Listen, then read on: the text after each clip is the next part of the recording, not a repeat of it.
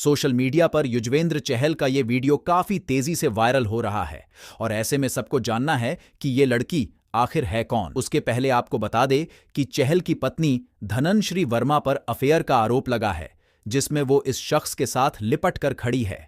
इस शख्स का नाम प्रतीक है, जो धनश्री का बचपन का दोस्त है और वो धनश्री को अपनी बहन मानता है। लेकिन जिस तरह ये फोटो सोशल मीडिया पर दिख रही है, उस पर लोग मामले को कुछ दूसरी जगह लेकर जा रहे हैं। वहीं चहल भी उसी बर्थडे पार्टी में थे जिसमें रेसलर संगीता फोगट चहल को अपने ऊपर उठाकर घूमती हुई दिख रही है और चहल में खुद हैरान थे। अब देखो, मैं इस सिचुएशन में बहुत ज़्यादा कुछ नहीं बोलना चाहूँगा। बस मेरा एक सवाल है कि अगर जेंडर को बदल दिया जाए तो अगर उस लड़की के जगह वहाँ पर एक लड़का होता और उसके कंधों पे यूज़ी थे, उनकी जगह कोई और लेडी होती, तो तब तुम सब लोगों को पता है कि चीज़ें टोटली बदल चुकी होती। लेकिन वो एक मर्द था तो चीज़ें दब गई, कुछ नहीं हुआ, किसी को कुछ पता नहीं चला और जो उसके साथ होना था, जो उसकी डिसरिस्पेक्ट होनी थी, इतने सारे लोगों के साथ हो गई।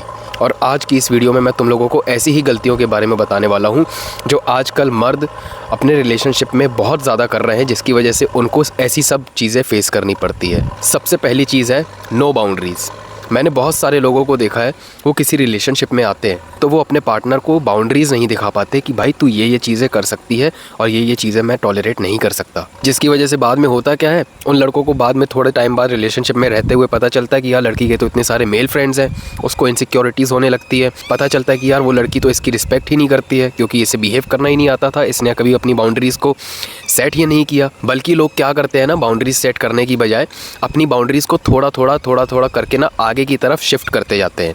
मतलब लड़की ने कोई एक गलती की, चलो ठीक है यार हटाओ, टॉलरेट कर लिया, अगली बार मत करना। फिर वो नेक्स्ट टाइम वो गलती करेगी, उसके बाद बोलेंगे चलो ठीक है तू ये करती है ना, चलो इसको एक्सेप्ट कर लिया, अपन ने थोड़ी सी बाउंड्री आगे बढ़ा दी।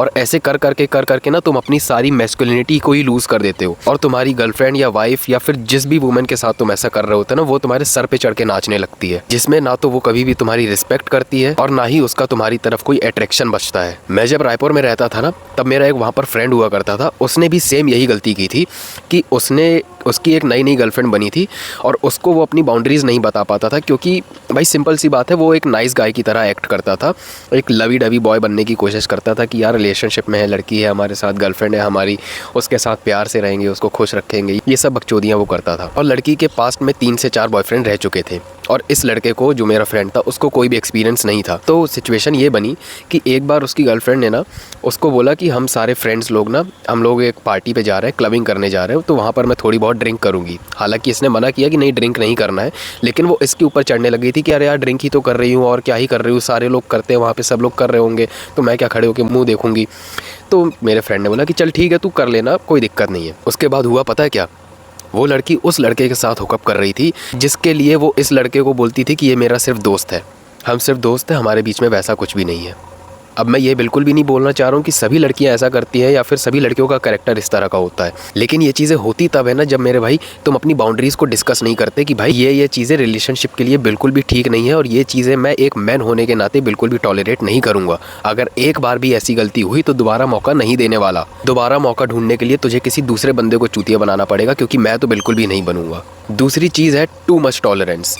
अब इसका मतलब ये होता है ना कि तुम एक रिलेशनशिप में रहते हुए उन चीज़ों को भी टॉलरेट करने लग जाते हो जो चीज़ें तुम्हें लगता है कि यार गलत है, तुम अंदर से फील करते हो कि यार मेरे साथ ये चीज़ गलत हो रही है, लेकिन तुम उसको सामने वाले को ना बोल नहीं पाते। क्या सोचकर नहीं बोल पाते कि यार पता चले वो छोड़ के ना चली जाए या फिर उसको बुरा ना लग जाए या फिर पता नहीं क्या सोचेगी, कॉन्सिक्वेंसेज होंगे, लड़ाइयाँ होंगी, ये सब चीज़ें सोचकर ना तुम उन चीज़ों को बोलते नहीं हो, जिसकी वजह से कॉन्सिक्वेंसेज क्या होते हैं कि तुम्हें वो चीज़ें भी टॉलरेट करनी पड़ती है जो चीज़ें तुम एक मैन होने के नाते टॉलरेट नहीं करनी चाहिए। जैसे कि ज़रा सी अगर लड़की ने तुम्हारी डिसरिस्पेक्ट कर दी, ठीक है तुमने एक्शन लिया, तुमने थोड़ा सा स्टैंड लिया, तुमने उसको थोड़ा सा समझाया कि यार तू ये चीज़ें नहीं कर सकती, लेकिन क्या इस चीज़ का उस पर इम्पैक्ट पड़ा, ये चीज़ ज़्यादा मैटर करती है कि तुमने समझाया, किस तरह से समझाया, क्या वो गलतियाँ दोबारा हो रही हैं। अगर दोबारा हो रही है तो भाई मैं तो बोलता हूँ कि पहली बात तो तुम्हें चांस ही नहीं देना चाहिए कि तुम्हें कोई पहली बार अगर डिसरिस्पेक्ट कर रहा है तो इसका मतलब वो दूसरी बार भी करेगा, इसलिए पहली बार में ही तुम्हें रवाना कर देना चाहिए। लेकिन अगर फिर भी तुम चलो ठीक है टॉलरेट कर रहे हो कि चलो ठीक है हटाओ, एक बार हो गया दोबारा नहीं होगा, लेकिन अगर तुमने धोखे से भी दोबारा अगर टॉलरेट कर लिया ना मेरे भाई, तुम यकीन नहीं मानोगे तुम्हारे साथ इतनी ज़्यादा मेंटल हेल्थ खराब होगी ना तुम्हारी, और तुम इतना ज़्यादा अंडर कॉन्फिडेंट फील करोगे मैं बता नहीं सकता। तुम्हें इसी पॉइंट से ना कनेक्ट करके एक एग्जाम्पल और देता हूँ, और वो रियल लाइफ एग्जाम्पल है। लगभग साल 2017 या 18 की बात है। उस समय ना एक बंदे के साथ केस हुआ था, हालांकि वो मेरा फ्रेंड नहीं था, बट मेरे फ्रेंड के थ्रू उसके बारे में पता चला था कि उसके साथ हुआ क्या है। हुआ ये था ना कि उसकी गर्लफ्रेंड ने उसके ऊपर एक बार चीट किया था। किसके साथ किया था? जिसको वो भाई बोलती थी। 2017-18 के आसपास ना ये सब बहाने बहुत चलते थे कि मेरा भाई है, ये तो सिर्फ मेरा भाई है, ये सब चीज़ें बोलकर ना पीठ पीछे कुछ और कांड बहुत ज़्यादा चल रहे होते थे। तो उसके साथ भी यही हुआ कि उसने पहली बार चीट किया। जब लड़के को पता चला कि यार उसने चीट किया है, हालांकि वो बहुत नाराज़ हुआ और लगभग बात ब्रेकअप तक पहुंच गई थी, लेकिन ब्रेकअप हो नहीं पाया। क्यों नहीं हो पाया? क्योंकि लड़का उससे इतना ज़्यादा इमोशनली कनेक्टेड था कि रिलेशनशिप ख़त्म होने का लड़की से ज़्यादा लड़के को बुरा लग रहा था। जबकि चीट लड़का हुआ है, चीट लड़की ने किया है, उसके बाद भी रिलेशनशिप एंड होने का दुख लड़के को ज़्यादा था। इस वजह से उसने क्या किया, रिलेशनशिप एंड नहीं किया, उसको एक मौका दिया कि चल ठीक है तू हटा, दोबारा मत करना। और तुम यकीन नहीं मानोगे मेरे भाई, सच बता रहा हूँ, तुम यकीन करो इस बात का, उस बंदे को उस लड़की ने 10 बार चीट किया और उसने 10 बार मौका दिया, और 11वीं बार में जाकर उसने ब्रेकअप किया, उससे टोटली रिश्ता ख़त्म किया। तुम सोचो कितना लेवल का चूतिया रहा होगा वो, और किस लेवल तक वो चूतिया बनाया गया होगा, से केवल इसलिए क्योंकि वो टॉलरेट कर रहा था उन चीज़ों को जो चीज़ें तुम्हें एक मर्द होने के नाते या फिर एक लड़की को भी टॉलरेट नहीं करनी चाहिए। चीटिंग जैसी चीज़ तो बिल्कुल भी किसी को भी टॉलरेट नहीं करनी चाहिए। तीसरी चीज़ है, लीडरशिप को तुम गलत तरीके से ले लेते हो और लीडरशिप क्वालिटी की जगह तुम अपने अंदर डिक्टेटरशिप क्वालिटी को डेवलप कर लेते हो। जहाँ मैं बात करता हूँ लीड करने की ना, तो तुम्हें रिलेशनशिप को लीड करना अलग चीज़ है और डिक्टेट करना अलग चीज़ है। लीड करने का मतलब तुम डिसीजंस ले रहे हो, डिसीजन मेकिंग कर रहे हो कि क्या सही है और क्या गलत है, और डिक्टेटरशिप का मतलब होता है कि तुम डिक्टेट कर रहे हो, तुम सामने वाले को कोई मौका ही नहीं दे रहे हो कि वो अपना दिमाग लगाए। तुम जो कर रहे हो वही सही है, और अगर सामने वाला कोई सवाल उठा ले तुम उसके ऊपर चढ़ जाओ, वो गलत है फिर। तो ये चीज़ डिक्टेटिंग होती है। तो लीड करने का मतलब होता है कि तुम रिलेशनशिप के डिसीजंस को ले रहे हो, ऐसे डिसीजंस को ले रहे हो जिस पर तुम्हारी गर्लफ्रेंड या तुम्हारी वाइफ इन फ्यूचर में रिलाई कर सके, और उसे ये चीज़ पता हो कि तुमने जो डिसीजन लिया वो सही ही होगा, और उसके लिए फिर वो सही भी साबित होता है।